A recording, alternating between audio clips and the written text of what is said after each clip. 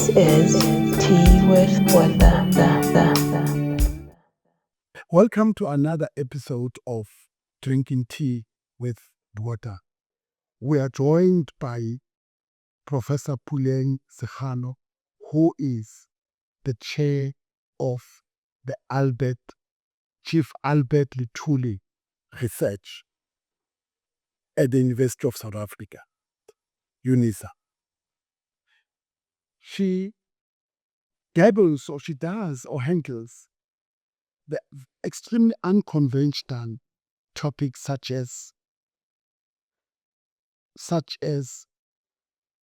historical trauma, healing, social cohesion, and she's here to assist us as to answer the question: how do we heal from the traumas of the past?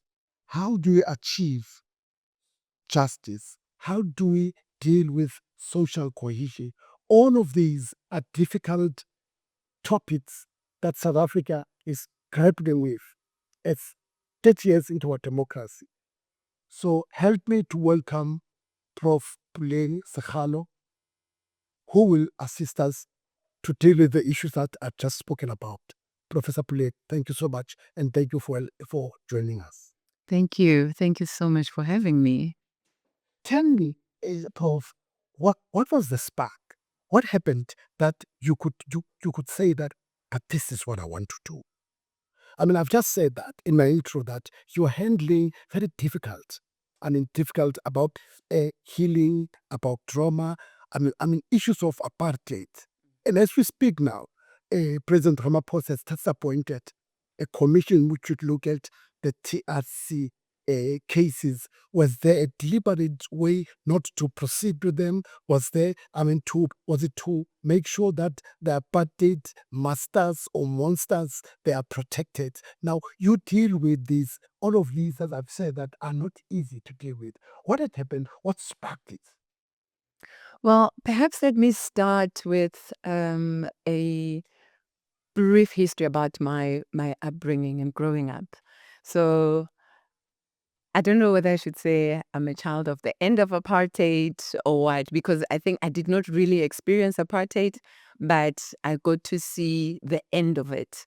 So the state of emergency, for example. So in the That's 1986? in the mid to late 80s.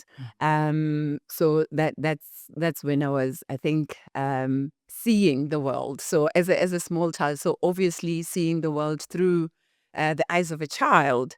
But those memories are still very much vivid in my mind. Because I still remember the police cars walking or driving up and down the streets, and I would see things burning. This was in Everton. This was in Everton at the time. I come from Sasolburg, so my family comes from Bloemfontein. And as you know, as a result of people having to migrate for work, my father ended up then coming down. Or coming up rather, to Sasolburg, and he ended up working in the region and met my mother. And so my mother is from a small rural town just outside of Sasolburg, called Wolvehoek. So Yes. there's quite a mining area about them. Yes, as you, so it's Sasolburg going towards, so it's just on the other side of the Vaal River. But then, of course, her father moved from there for better opportunities, and then he settled in Sharpeville. So That's where I'm from. I was born and bred in Sharpeville. oh, wonderful, wonderful. I think Sharpeville is a very important place in our history, because of what happened in Sharpeville, and how that really shifted and transformed the ways in which the future was to be for the country. And so I was actually born in Wolvehoek. Yes, I was actually born in Wolvehoek. But then my mother then moved to Everton because most of her other family, the relatives were there, so they were all concentrated there in Everton. So that's then where I think my former years, I started growing up. No, still too young. I think I started just one grade. And then we moved to Sasolburg. So that's where I grew up. So my memories of seeing things was in Sasolburg. But my initial memories were in Everton, because this was during that state of emergency. And just seeing people running around, seeing the tear gas, and just seeing the restlessness that was happening at the time. And of course, obviously, at the time I was just a child and I did not really understand or could comprehend. Yes, I could not connect. Correct. Yes. And then fast forward, growing up, I decided to study psychology. And to study psychology. I was interested in people. I was interested in human interaction. I was interested in understanding how we relate to one another as human beings. I was very drawn to assisting. I think it's one of those innate things. So even at school, when I was in primary and in high school, I used to assist other kids at school, and always drawn to engaging with other people. And then I got to understand through a Saturday school that we attended, that there is a field called psychology, and this is what psychology is about. And for me, it resonated and it made sense. And I went on then to study psychology. And studying psychology, I studied at one of the former Afrikaans only university. That's the University of Pretoria. Yes, so I studied at the University of Pretoria. And I was, yes, my junior grade in my honors. And I was there again, met with complexities.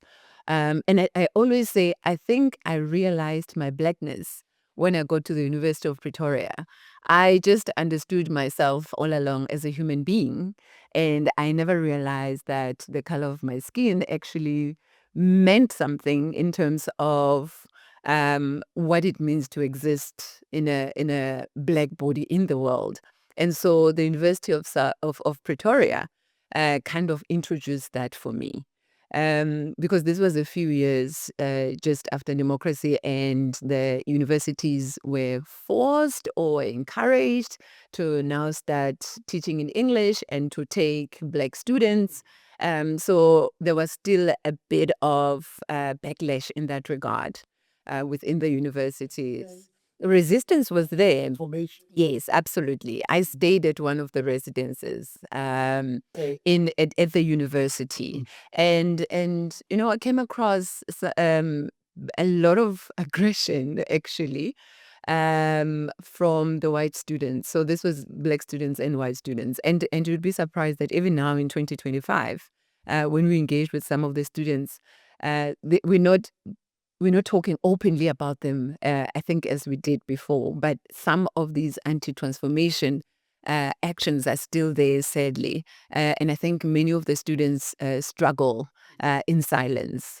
And we see this when we do work and sessions and engagements around transformation and decolonization. And this is when some of the stories come up. But just going back to then my coming to psychology, and seeing psychology as a discipline that would assist in the articulation of human relations and how we get to understand each other as human beings.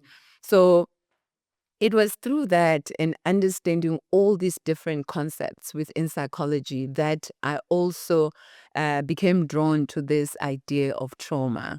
And what trauma is, and what does it mean for people to have gone through trauma and how it affects their lives.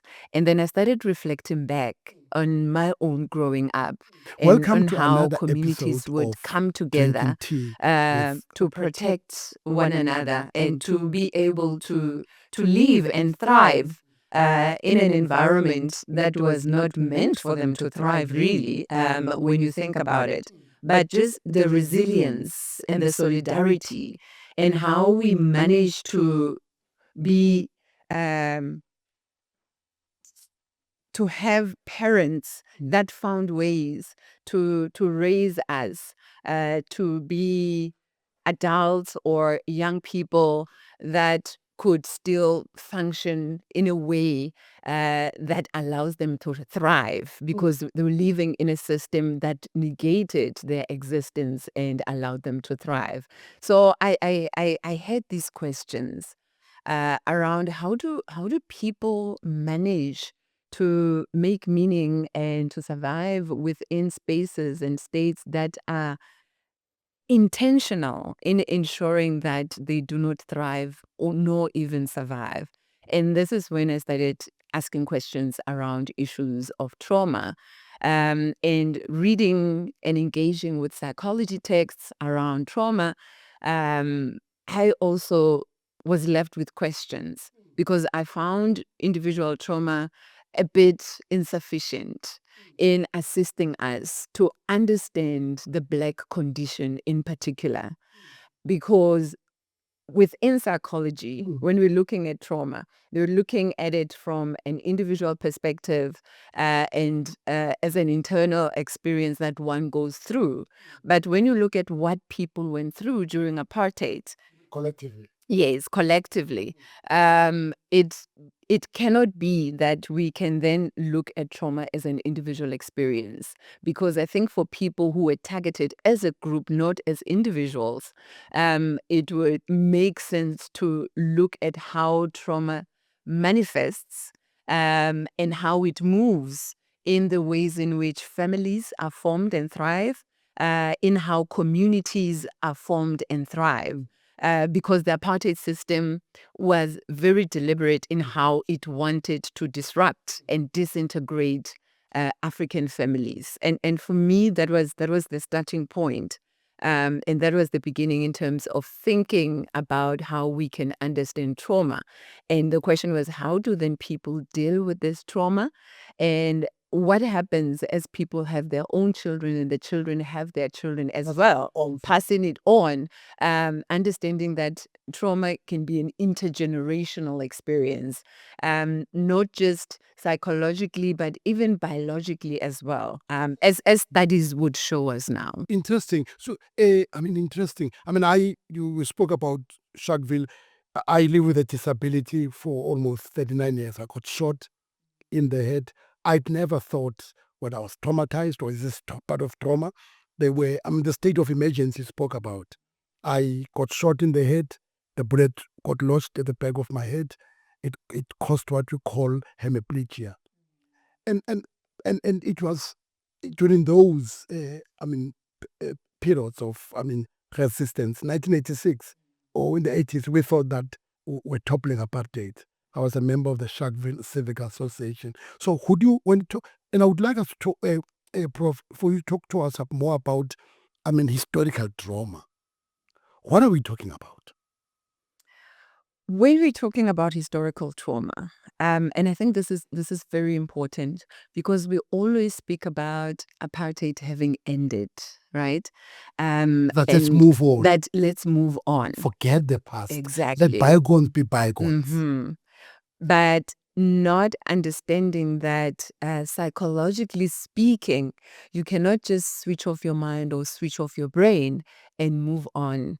Many people went through traumatic experiences, as you've just explained now, even with yourself, because now you're living with this constant physical reminder of what happened to you, right? And people can and will ask you, what happened, and then that obviously then takes you back to what had happened in the past, and so that takes us back to history. And so the historical trauma is about the traumas that have happened to people in the past, but how those traumas get carried on in how people make meaning in their lives and how they manage to move on or not move on. So it's not trauma that is in the past and buried in the past, but it's the trauma that is ongoing. And when we do not attend to that trauma, it would become very difficult for us to be able to move on. Look at South Africa at the moment and the kind of challenges that we are experiencing as a people in many different ways and many different forms. And often we look at the issues in isolation. We look at the challenges in isolation, and we want to attend to what we are seeing, but we often do not engage deeply with the root cause. We always say if you don't pluck out the roots of something, chances are it's going to grow again, right? And so with historical trauma, the idea is that we need to engage with that past. So the roots are this past.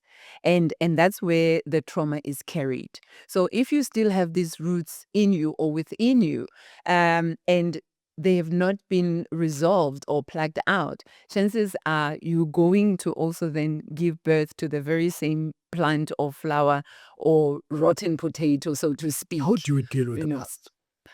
By confronting it.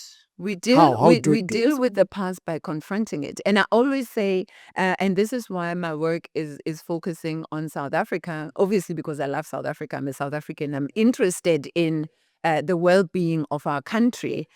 We speak about social cohesion. We speak about rainbowism and rainbow nation, which are ideal things that we're hoping for and are still striving for. But the argument that I'm making is that that cannot be possible if we have not paid proper attention to what has happened in the past. First of all, we need to be able to find the vocabulary to be able to articulate and to acknowledge that we are actually still a wounded society. And if you've got a wound, what do? You go to the doctor, you get medication, you get attention to that wound. Because if you don't, it festers. If you don't, then you become violent to your partner. You become violent to your children because there is something in you that is unresolved. That you might not know how to articulate. So within psychology, and this is where again the discipline itself, looking at its history and its own contribution actually to some of the atrocities, we're saying, but we are in this space as African psychologists, as Black people, as people who have actually lived through these traumas. So how do we and how can we perhaps take a step back and pay attention to some of these challenges that we have gone through as a people? And how do we create spaces that allow for that healing to happen? So within my own work, part of the work that I do as a way to focus and pay attention, I work a lot with young people because I think the next generation is very important, and how we socialize also becomes very important. And understanding this past, present, and future connection is very important. But I also pay attention to women's experiences. As women are the carriers of this history, as women have embodied in many ways these traumas that then get passed on to the children that grow up with the kind of challenges that they also do not understand and cannot articulate.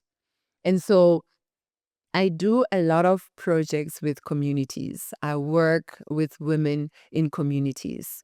One of the things that we center in psychology is the importance of talking. In psychology, like, sit there, let me sit here, tell me about your issues, tell me about your problems. And so I argue that what if we also look at other ways of articulating. Sometimes when people have gone through trauma, they struggle to find the words or the vocabulary to be able to express these embodied experiences that they have gone through. In many of our communities or families will say, it's here, Imona, I don't know how to say, but I feel it here. It's like something that's in your gut. And so you say, how do we find ways to articulate these things that are in our How guts? do you do that? So I have been working with women in the communities, and we are drawing from visual technologies, so to speak. So we use embroidery as a methodology to be able to express some of these things. So we come together as women. So first, when I started with the work, I got women who grew up during apartheid. So these are women who grew up in the 50s, 60s, 70s, so who were at the heart of apartheid. And Women of my age. Women of your age. And say let's engage on your growing up and how apartheid affected you. And then the answer to that, or how that gets narrated, gets done through needle and thread. And so they make embroideries of these experiences. But what that does is that it goes beyond just the individual interviews that we often do. It allows space for collective making and collective doing. So in this way, women can share their experiences as they make these embroideries, but at the same time, it allows for slow remembering, slow thinking, and doing work or revisiting the memories in a way that is safe to do so. And what that has allowed also to do is it has allowed space for women to revisit those memories, but also at the same time to now open up space for intergenerational conversations. Because now we find the women saying, sure, I had not gone to that space in my life before. I actually have never had a conversation with my children about what I've gone through. But now I'm able to do so.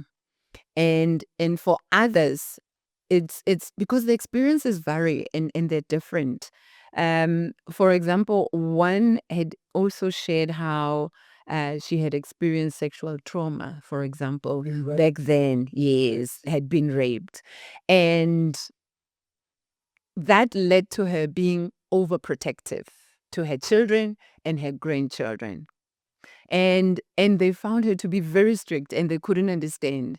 And to her, she was trying to protect them from what she had gone through, but she could not tell them or articulate that to them. Is it because, Prof, she did not have words, or was it because she was afraid to go back to that, what one would consider dark space? I think it's a combination of the two. It is a combination of the two, because I think when a person is sitting in that kind of space, it also then becomes difficult. Remember, again, with rape, there's issues of shame, there's issues of stigma, and there's issues of how does one even begin such a conversation with one's grandchild, and so. And when one is overprotective like that, obviously the one that is being protected does not have the understanding of what is going on, right? So that's just the one example. And what that has led to, because we're speaking also now about healing, about being able to move forward. And so some of the women have expressed how the process has assisted them in that journey. Another example that another woman had given was the mother was a domestic worker and the father who had to go and work in the mines. So when you look at the tapestry that she has produced, you see this there. You see in the embroidery that picture of the mine, but also the mother with a baby on her back. And this is a white baby on her back. And she says, I grew up with this resentment in my heart because I felt that my mother does not love me. She is taking care of and actually looking after and loving other people's children and not me. And so I grew up feeling that I was never loved. And the same with my father, that we could not visit because of the restricted movements that were there, that these people did not love me. But through these articulations and thinking back now and really going deep to understanding how the system functioned, that it was not the person or the personal, that they actually did that because they love me so that they can take care of me. I think I'm getting to a point where I'm getting to understand, and this understanding also makes me feel a sense of I could relate to what my parents were going through, and now I understand it differently. And I think for me, that was a very important turning point because it's not only a moment of possible healing, but it's also an opportunity of releasing anger that is inside one and being able to move on, which I think for me was a very important moment.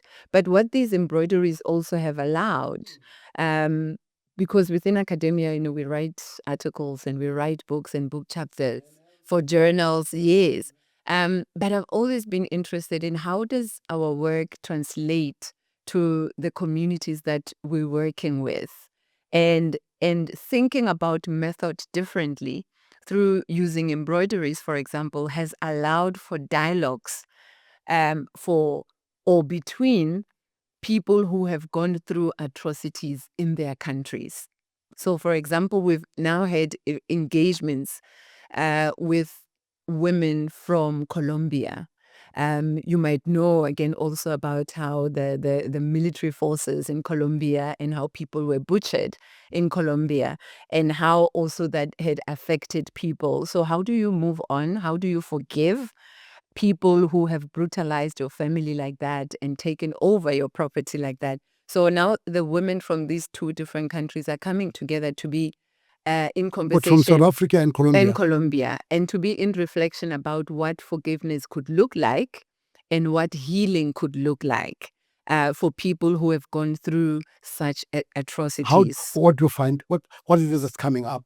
So what has come up was that through the process of memory work, because when you do art or you make artwork that focuses on such atrocities, it's also drawing from memory. And it also at the same time allows you to get to a point where you try to understand and imagine a future that allows the next generation to not repeat what has happened in the past. And so they work with young people, both boys and girls, because I think for us to be able to imagine healing and moving forward, we need to think about the next generation, because such traumas are again passed on from one generation to another. So how do we cut that umbilical cord, so to speak, so that that does not happen?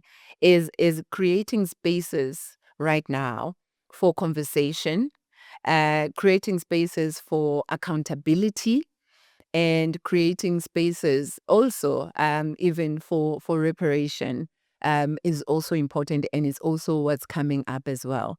In the context of Colombia, that has started happening because the peace accord was signed in 2015, and it's now been a decade. So there has been a move now towards also holding accountable those that had committed, perpetrated these atrocities.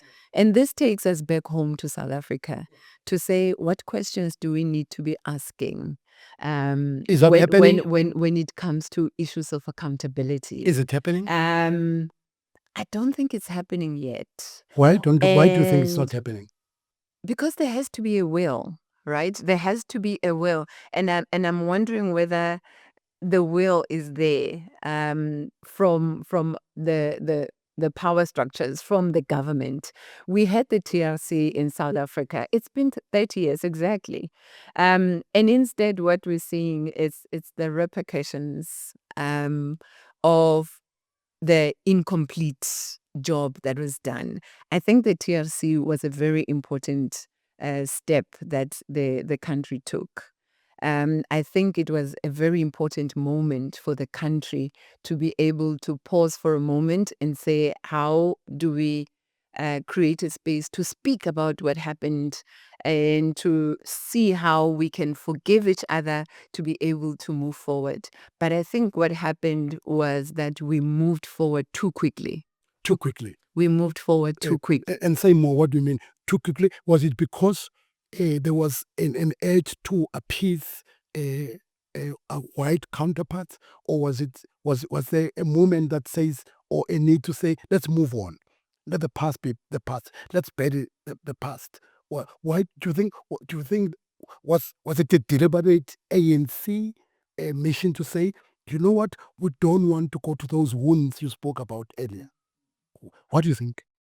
I think it's a combination. I think it's a combination. Sometimes it's easier to just say, let's bury the hatchet. Let's forget about the past and move on. We did do something. We had the TRC, and now let's move on so that we can focus on the project of nation building. But how do you build a nation on a soil that is not fertile? How do you build a nation when you have not prepared the ground for that work to happen? And I think that's what we are sitting with.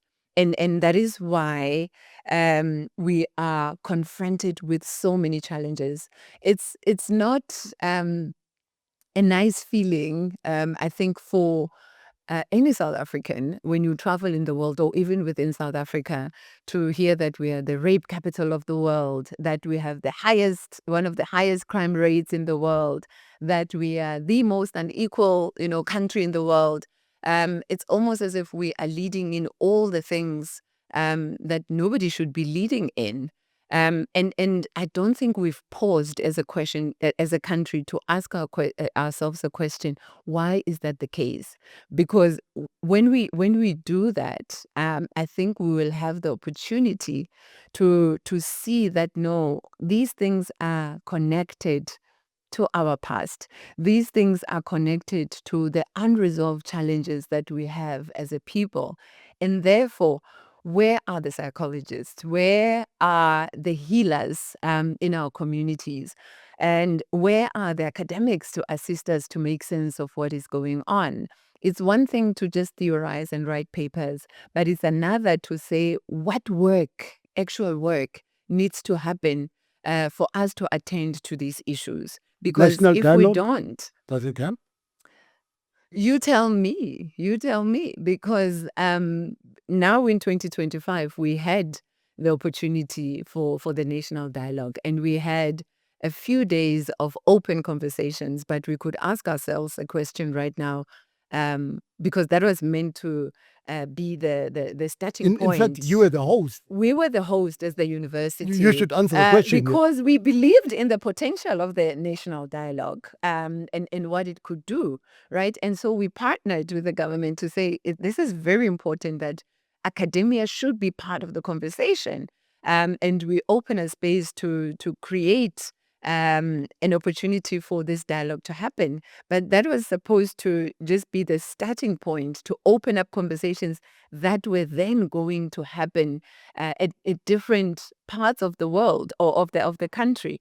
And we could ask questions around what then happened after in terms of the conversations. And we know some of the controversies around how everything was organized and how other people were not satisfied. And unfortunately, those then influence and affect progress in terms of the work then taking place. And that, for me, again, just shows how much we are not all on the same page. How do we get to be on the same page?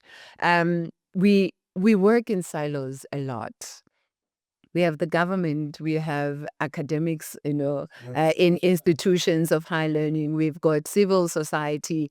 We've got also your business sector, which also play a crucial role. But we often don't create a space where we can be in conversation with one another. And it ends up being people having conversations that are crossing paths like this. Yes, we talk past one another, which is quite sad.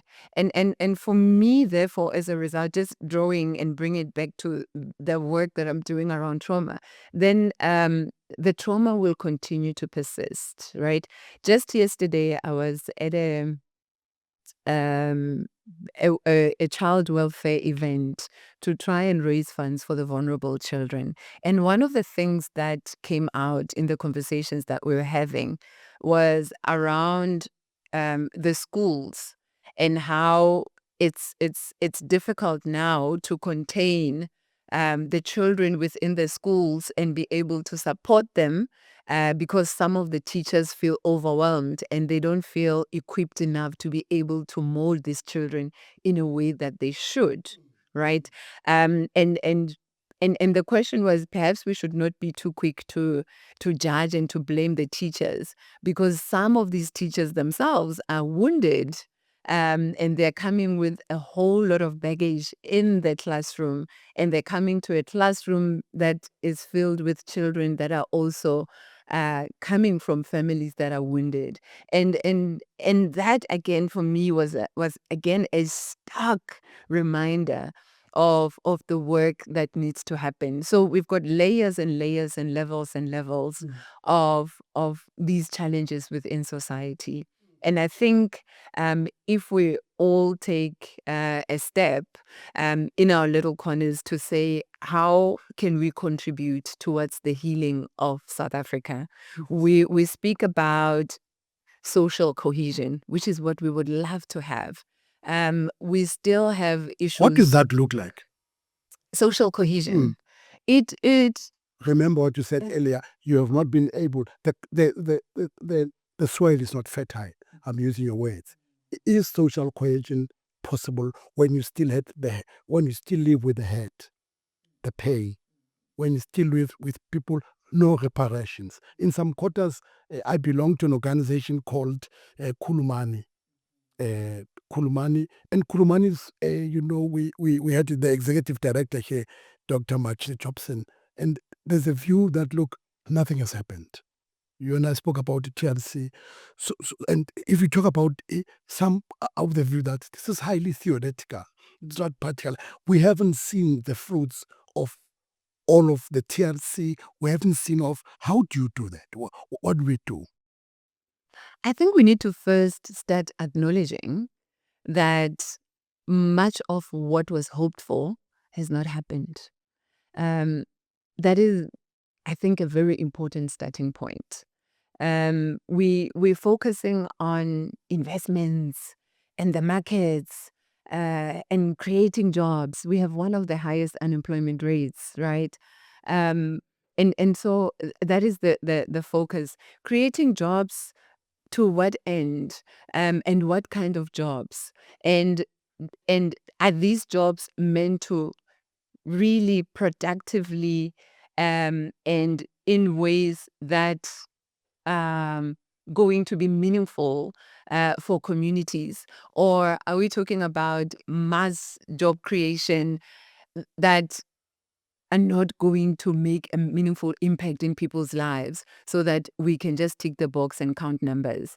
I think there has to be a proper rebuilding if we were to work towards that. And this is where, we're talking about land restitution and redistribution. And it's a conversation that I think often we duck and dive. Frantz Fanon speaks about how access to land and people being able to own land is intricately linked to human dignity. So where do people live? And what do people have access to? What happens every time when it rains? For some people, that's almost a period and a time when they know they're going to lose their homes. And we blame people for building where they're not supposed to be building. But have we really said and engaged with the fact that options are very limited? Because honestly speaking, much of the fertile land and productive land is still not in the hands of the majority of the people in the country. And until we have honest conversations about that, people still do not have dignity. Because if we are to say, yes, indeed, access to land and productive land and people having access to means of production is critical for them to have dignity, then all of these would All not. of these things would not be possible. The past would be with us in the present, That is, it is with us in the present. and then the future will or may look bleak. That's where we're sitting, and for us who are in academic spaces, I supervise masters and PhD students, and students do work and they do research because they want to graduate. And I always say to the students, what research question are you asking? And how is that research going to assist us not only to understand better what is going on, but how are you also coming up with interventions that are going to provide practical solutions in these challenges or the issues that we are confronted with in our community, Well, they help us. so that they help us. Prof, is trauma gendered? Would you say, sitting with us, that look, trauma would affect men differently, women differently? Earlier on, you spoke about, sexual violence. So when you talk about trauma, would you say that look, it's gendered or it's not gendered? We experience it the same. I've shared with you my own. I sit here with you, and when you talk about generational, my daughter reminded me that in one of her essays, she then was saying that she went back, she was writing about apartheid, and she was born 1990. She has no clue about apartheid, but she said to me, it went back that she looked at her father who's not able to tie her shoelaces, who was violated, and I wasn't aware that this is what it has done to her. A girl born 1990. But I go back to my question. Eh, I I haven't. I don't know what it has done to my son and to the other girls. But is it gendered? Would you say, or no? It's not. I think all of us can experience trauma. I think the colonized people, the oppressed people during apartheid in South Africa experienced extreme trauma, right? Everybody experienced extreme trauma. But at the same time, women also experienced trauma, but it also manifested itself differently, right? So, and this is where the gendered aspect of it also comes in, because just for the fact of them being women, their very womanhood gets weaponized and it gets used against them, right? Men would be arrested and brutalized and interrogated and sometimes killed, as we know, by the special forces, by the apartheid regime. Women would also go through the same, but at the same time, women would also be sexually violated, and I know there are men who are also sexually Oh yes, violated. who would be raped? Who would Absolutely, be raped? yes. There would be detained. yes, yes, and raped as well. So and when women would be arrested, for example, some of the things that they would be told were that they're bad mothers, they are bad women, they do not represent what being a woman is about. So the idea of them being women would be attacked, right? And going back home after they'd been detained and raped and violated in all different ways, going back home, many of them would not be able to articulate what has happened to them, again because of the stigma and as I've said before, and living in a patriarchal society as well, that you are a bad mother and therefore, so, and that was meant to diminish them as human beings, right?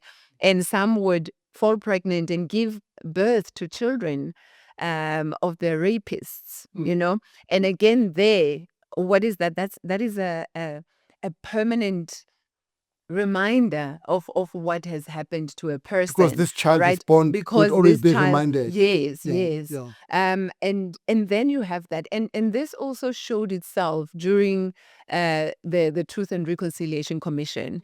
When it first started, they did not take that into consideration with the public hearings, because you remember they were televised, they were public, which was good because the idea was to make sure that the nation hears and sees and everybody's part of the process.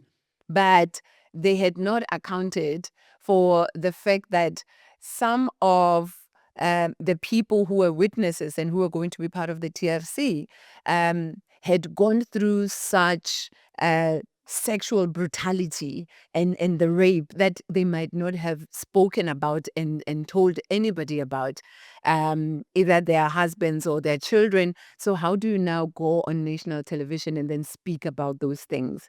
And as you might know, there was a special request that was made to the TRC, and we ended up having the special meetings of the TRC. And we have transcripts of those. And that was meant, and those were closed sessions, they were not televised. And that was meant to create space for women to also speak about what had happened to them. Yeah, I like what you're saying about women, but look, Prof, there are men who, in the mines, they would be paraded naked, and a young boy who would be a grandchild to this old man, he would take a stick and with the genitals of this black man, old enough to be his grandchild, grandfather, would actually, I mean, the private parts, the genitalia, would actually, a stick would be used. That must have been traumatic. Yeah. That is one of the most brutal forms of trauma. Because remember, this is a man who, when he goes home, He's the head of the he's the family. head of the family. He gives the law. He is the father to children at home. He gives the law at home. And that gets stripped away so much. And so the question is, what is it within a person like that that gets broken in that moment, that when he gets home, are we really expecting him to still be the same as he was before he was violated the way that he was? And I'm so glad that you mentioned that, because I think these, again, are some of the narratives that are never brought to the fore. And how does this man father children when he has been brutalized like that? And this was very intentional by the apartheid system, because they wanted to infantilize African men. They wanted to ensure that African men in particular are perpetual children. And that's why, that idea of being called a boy was so deliberate, that you expected to call a small child plain Buzz, that this person, even though he's 5 years old and you are a man of 40 years old, he's already your Buzz. So it almost as if it prepares you that in the future, this person is going to be your boss. So if you are blessed enough to live and you are 60 years later, or you are 58 years later, this boy is now 23 or 28 years old, he's now going to be your master. So this was psychological um, reposition and reframing of people. And remember, one of the architects of apartheid was a psychologist. Hence, I was saying Verwoerd. that, yes. Studied in Germany. Mm-hmm. Hmm. And he then was at Stellenbosch, and he was integral to the apartheid system as it started, to say, how do we ensure? Because the idea was to psychologically break the oppressed, the black people, so that they can just be easily controlled and easily be manipulated, and for them to believe in their inferiority. And Can healing happen, Prof, in under those circumstances? Here's this man has been brutalized. This woman has been sexually violated. Can healing, when we're practical, realistic, can healing happen? Can reconciliation happen? I think It is very difficult, and it is very complicated. Um, but I think it is also possible. Um, African people were broken in all different directions. And some people would say that the apartheid system was so successful that white people don't have to do anything anymore. We are doing the work ourselves, because the system was so successful, and that's why there is so much chaos. Um, and somebody gave an example the other day. With the police back then, they would use bicycles. Mm. And then if you get arrested, and the policeman with his bicycle, and then you're walking next to the bicycle, and then he stops somewhere, and then he says, "Stop there, I'm going to go get something," or whatever. You don't even think And I must just run away. he's not going to even worry that you're going to run away. And that's when you see the psychological embeddedness of the oppression in people's minds. And that's why for me it was so important, and I wish that project never lost its way. But the Black consciousness movement, and because what Steve Biko was trying to do was that it's all in the mind. And that's why also apartheid did that. There was a lot of physical violence, but at the same time, there was a lot of psychological violence. And we have attended to the physical violence, and we got the freedom, but we never stopped to say the kind of psychological violence that apartheid did to people was so bad that in people's consciousness, the way in which they see the world and they move in the world was very much affected and impacted by apartheid. Interesting you say this, because you also do work on decoloniality. What is that? How do you then connect it with your work?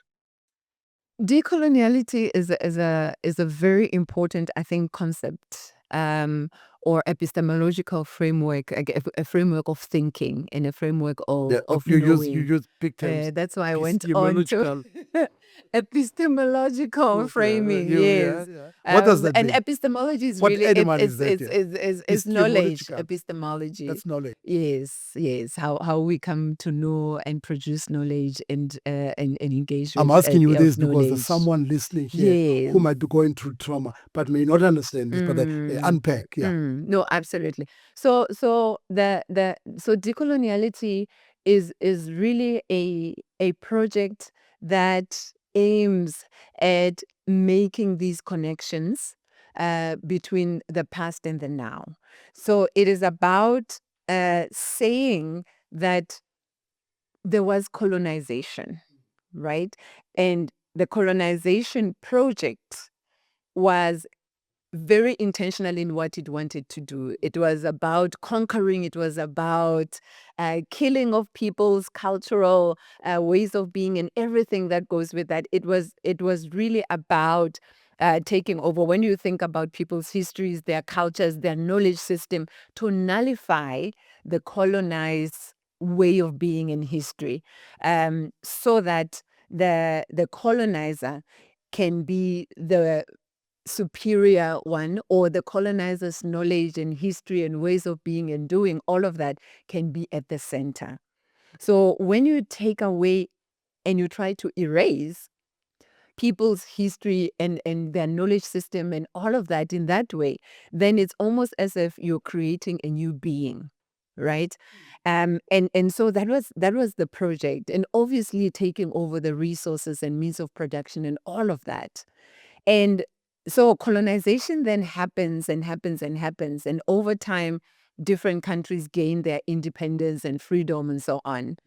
And then we're saying we moved into the post-colonial era.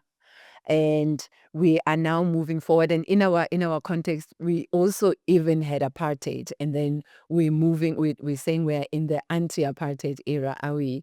And so what decolonization then does is that it says colonization has ended.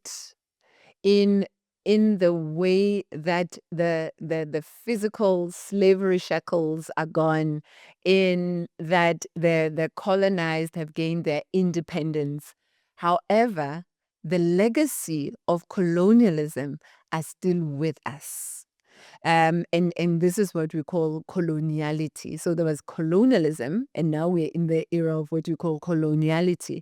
And coloniality is exactly that we are now having formally white-only universities accepting Black people. We've got professors who are Black.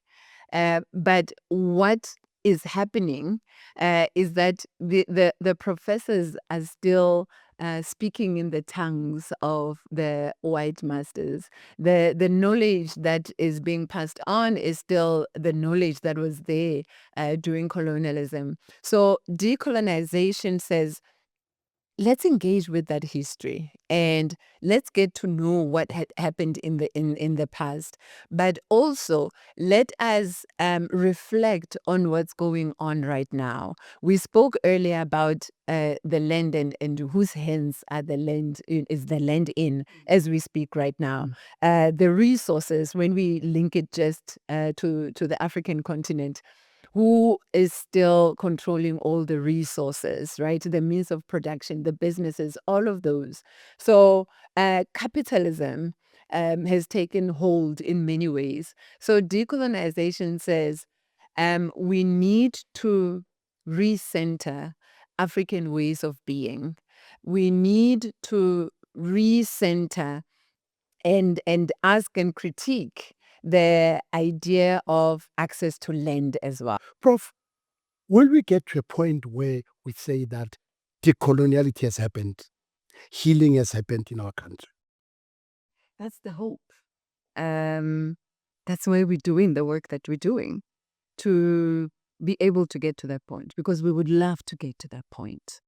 The decoloniality or decolonial movement is an ongoing one. We see it as a project. And so that's why we are adapting it in our teaching, in the research that we're doing, in saying we need to ask the questions differently. You'll remember in 2015, the Fees Must Fall. It was also a decolonial moment, because one of the things that sadly is often not centered is how students were also saying, we want to see ourselves in the textbooks that are prescribed to us and for us.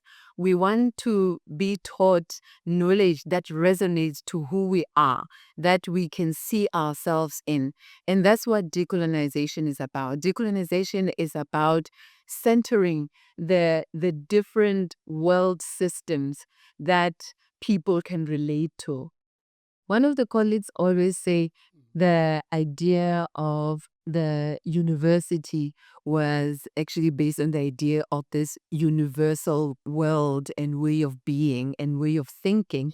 Remember, many of our universities are actually imported products, so to speak. So they are product of coloniality. Yes, where it was almost as if it was Oxford being brought to the African continent. And here I'm talking about the actual buildings and the content that was being taught. But as we speak about the university as a space of knowledge making, knowledge creation, we know that Africa has always produced knowledge. Just think about Timbuktu. Think about, the libraries and the knowledge that's always been there in the African continent. Do we see many of that in our universities? No, because it was a very intentional process that this is meant to be a space. And that's why for a long time within many of these spaces, Black people were not allowed in them, because they were not meant for Black people.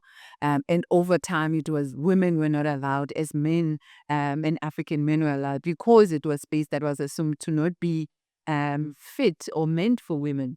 So it has been a gradual movement and moment.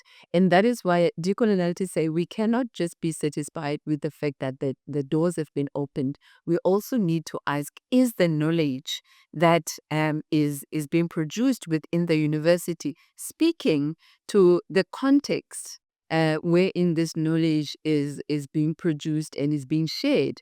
And within the African continent, obviously, we're going to be thinking about African relevant ways of knowing. In psychology, we're going to be speaking about African ways of healing, of psychological healing, for example. So issues such as trauma, issues such as your depression. So the concepts that we often use in psychology are borrowed. It's concepts and theories that have been imported. We had to learn theories and knowledge that came from elsewhere, from Europe, from America.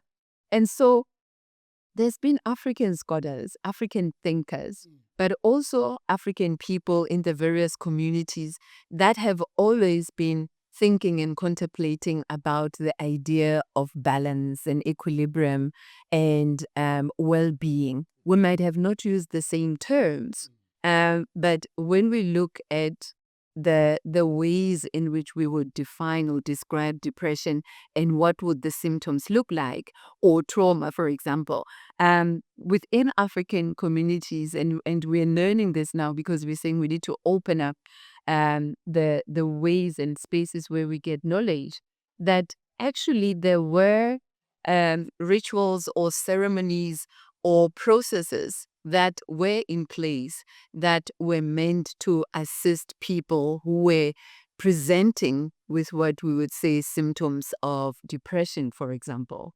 When soldiers come back from war, and we know when people come back from war, they would be traumatized because it's not normal to kill another human being or people the way that it happens in war. And that's where actually the idea of trauma and PTSD, post-traumatic stress disorder, came from. It was directly linked to the soldiers that were coming from war in the West. And we have had conflicts within the continent as well before colonizers came. All those. And in many communities, there were processes that were in place to re-accommodate and welcome those who were part of the wars, right? So when people came, they were not allowed to go back into their families or their communities because it was understood that their spirits were not balanced. It was understood that there is no equilibrium because of what they went through and what they did. So they need some sort of cleansing. Exactly. So they did some form of cleansing to make sure that they bring this equilibrium back. And those are some of the knowledge systems and things that colonialism aimed at pushing to the periphery and saying these things don't count as knowledge. They don't count, they're backward, all of those. And so we were then meant to understand that there is only one particular way of understanding the world, of making and creating knowledge.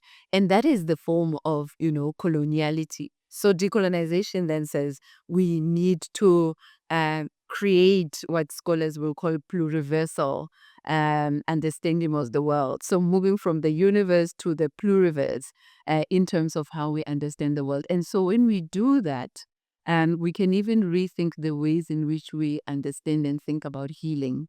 And that is where the Euro-Western model of understanding healing and well-being becomes insufficient. So when we move towards the decolonial world or decolonized world that we are now talking about and imagining, it then says we need to embrace all these ways of knowing. We need to say which one can work, which one makes sense.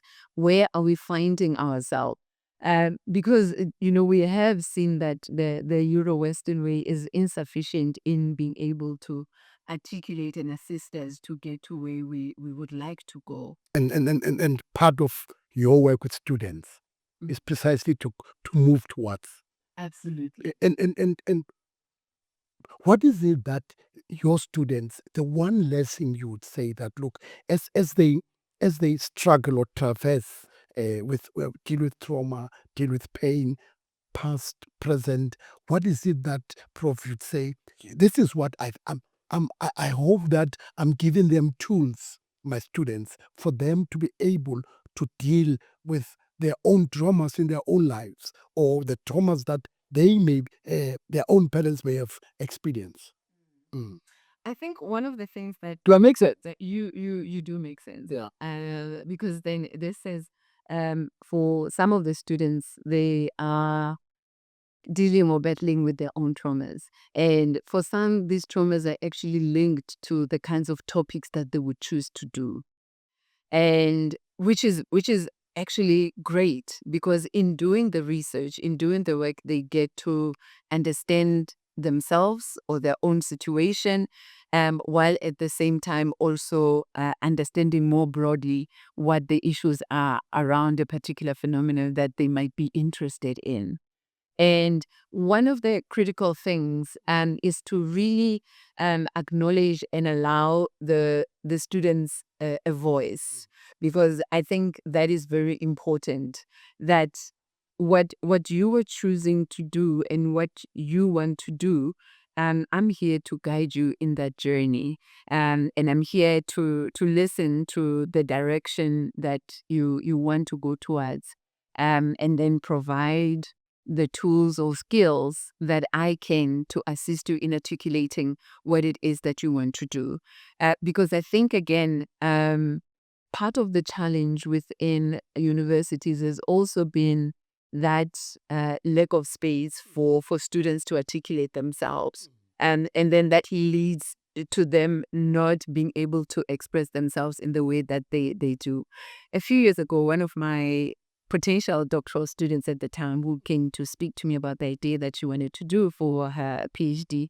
And we were talking, and I was busy then in telling her that you need to decide on the topic that you want to do and know that you can take it in the direction that you want, and that and this is where we're talking again about what the decolonial focus of the work could look like and what it would mean in her doing this work and going into the community with that lens in doing this work. And we're sitting in my office with my door open, and I could see she was restless on the chair. And then I asked her, what's wrong? And she's like, no, Prof, we're talking about this and your door is open. I said, but what's wrong? Says, no, but because these are not the kinds of conversations that I thought were allowed at university. What sort of Or what, that what was the be, conversation about? Interesting. I don't remember the exact, but I know it was related to her topic, and it was about the work that she wanted to do in a community that she was coming from. And we were talking about the focus of the work, but also the potential way in which she can do the work in taking a decolonial agenda, in asserting her voice and centering her voice in the work that she was doing. But I think because often that space is not allowed to say or center yourself in the work that you're doing, at least in some I think institutions or in engagement, Pushing the envelope. pushing that envelope. It was a bit of a new space, and a stepping back and saying, oh, so it is possible for me to actually think in the way that I want to think as a student. And I think that was something that was refreshing, but also taken aback, because I think maybe just based on the past experience, that it is not common that one can just speak freely and even challenge the institutions themselves in the work that you do, or challenge the theories in the work that one is doing. And I was encouraging it to say, no, if the theory does not make sense, you critique it, you engage with it. The decolonial project forces us to do that, because that's the only way we're able to move forward. Yeah, one of your colleagues speaks highly of you, and you are affirming and confirming this. Professor Koparo was telling me the work that you do. And in my introduction, we spoke about how difficult. I mean, I can't, Prof, sitting here, think, how do people deal, the students you're dealing with, how do they deal with their goals? Or as a country, or let's maybe situate it. your students, I mean, what one wisdom you'd say that this is how you confront or you deal with your goals, either as students or as a country? How do we, I mean, Prof, what do I do if I meet, it's almost 39 years after being shot. I was shot in 1986, 15th of September. I mean, how do I deal with that cost? How do I, when I meet this policeman who shot me those 39 years ago, what do I do? I mean, I live with, as you said earlier, but there is a mother, there is a father, or there is one of your students who lives with this ghost. How do we do that? What is one wisdom you'd share with the students, with the country, with Mbuyiselo? Very good question. I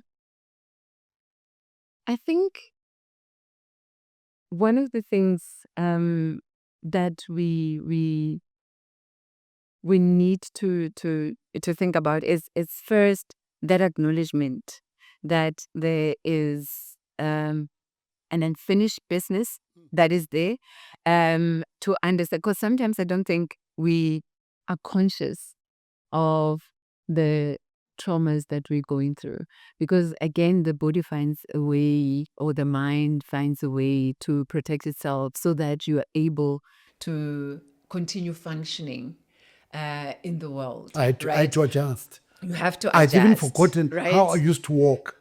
You see, Yeah. because now you had to create this new reality forced, by circumstances and what has happened to you, and so that it's something that is there in your subconscious, because you even, I mean, in your case, you even have a physical permanent reminder of that, right? And so I think it's not only in your subconscious, but it's in consciousness, but you're not constantly thinking about it, because then how would you function? Right? So, but if maybe that person that has showed you were to appear, obviously that might bring all of that back differently than the way we're bringing it back now, almost in a safe space, because it might bring, and you probably would bring a lot of, it will take you back to that place maybe, but it will also bring maybe anger, maybe anxiety, the fear, and all of that, and sometimes that is important, and you might not know how you're going to act and how you're going to react, but perhaps that might also be an opportunity for you to confront what had happened to you, and to confront that person, and that's a potential moment of forgiving. I don't know whether you've forgiven them in absentia or not, but to be able to now be able to be confronted with that person will be an opportunity for some form of action to happen, which might lead you to be able to move to the next phase or next step in your life, to move on. And this is what I think to some extent that project of the Truth and Reconciliation Commission was aiming to do, to some extent, because the idea was, here's somebody that violence was perpetrated against them, and here's the perpetrator, special force, police, or whoever. There's a person that killed your child or your husband, and now you're faced with this person. And this is the kind of work that we sometimes do in the projects that we do in corrections facilities. So you go to prisons. Yes, it's about the perpetrators and the survivor. So what happens in practical terms? No, we have a project at the university. It's called a community engagement project. It's inside out, outside in. Say that again, Prof. Inside out. Inside out, outside in. Inside out, outside in. Yes. What happens there? Who's inside? Who's outside? Who's inside?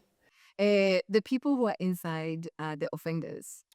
But there's also psychologists that work with offenders. So they are part of the corrections, but they can always go out. They come in and they go out.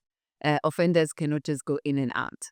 And there's also officials also of corrections that are part of that.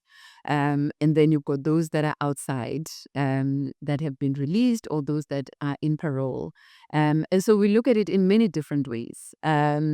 So fatherhood for people who are inside and not being able to. So it's many projects that are around that.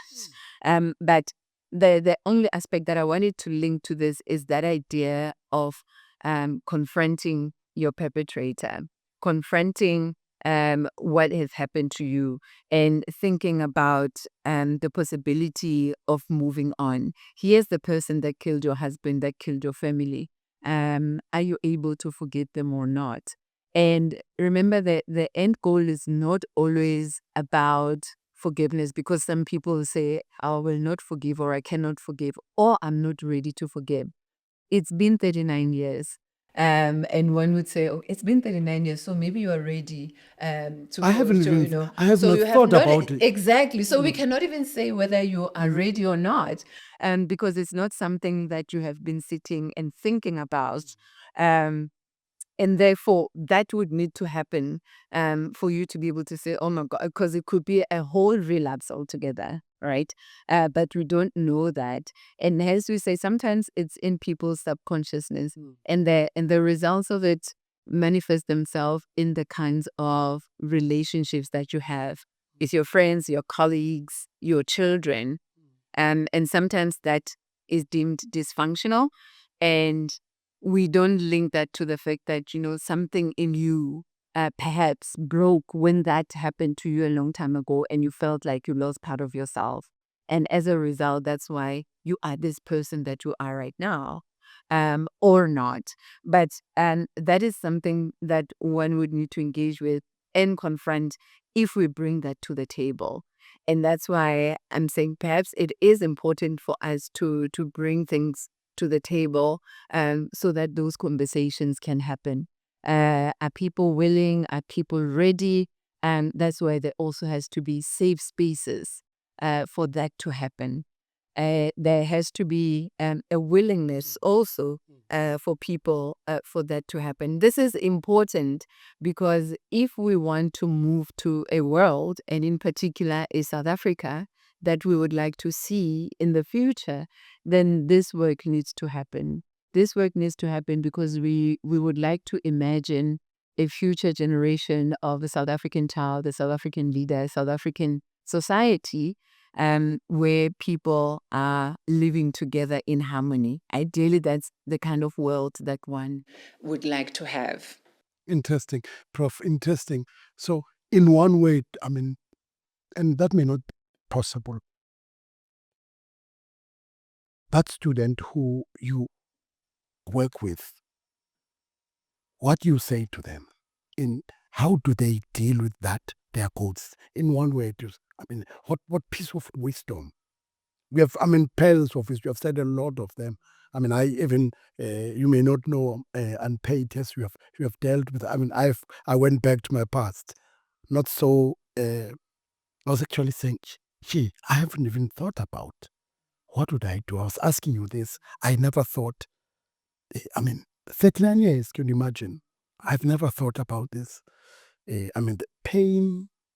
I've never. I mean, you reminded me that there was instances when my kids were young. I was unable to do what other men ordinarily would do, pick them up, throw them in the air, because so it's just constant reminder.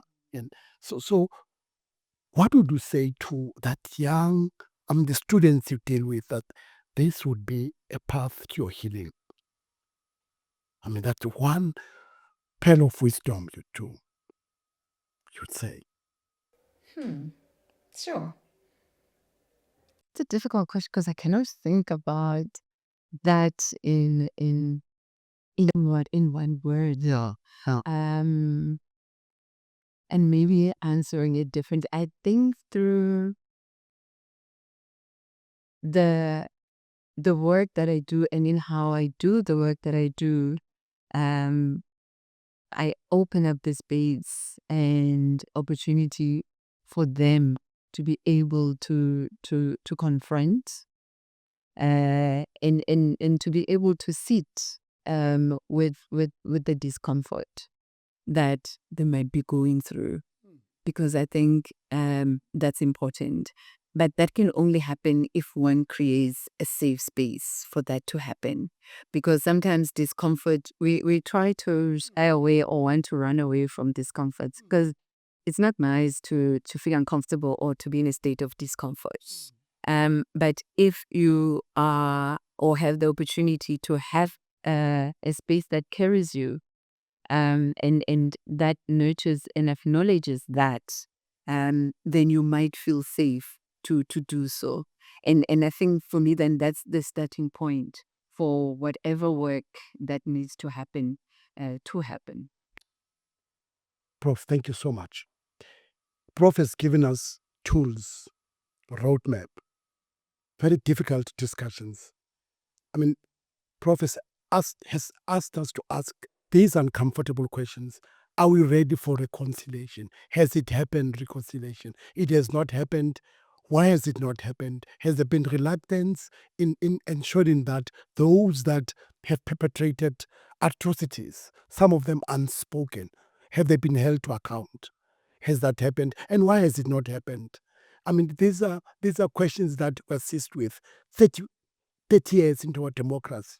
And the question of national dialogue, is it a smoke-filled discussions that means nothing to communities? Wherever you are listening to this podcast with Professor Puleng Segalo, are you able to relate? Does this resonate with you? Are you able to say, I see myself, this is what I went through? This is what I mean, she has helped me, as I said to her, to go back 39 years of my life to ask the question that I've never asked myself: am I healing? Am I ready to forgive? Is it something that I want to do? Is it something that I've thought about? These are difficult. These are difficult questions. These are uncomfortable. These are questions that a lot of us would be afraid to confront, to face. And I hope where you are, as we share, Prof, her contact, the work that she has done, you'll go back to your own life and ask yourself these questions. Have I been able to deal with what has been traumatic in my life? Do you now understand what is trauma? Do you understand what is pain? Do you understand what you are doing or not doing to your children because of how you yourself have suffered? I hope that we've been able to assist, to help in drinking tea with Prof. So, Prof, thank you so much for not so easy but important conversations that we need to have. Thank you for joining us. I hope you'll be able to continue to share, to subscribe, so that a lot of us are able to continue dealing with these uncomfortabilities in our lives.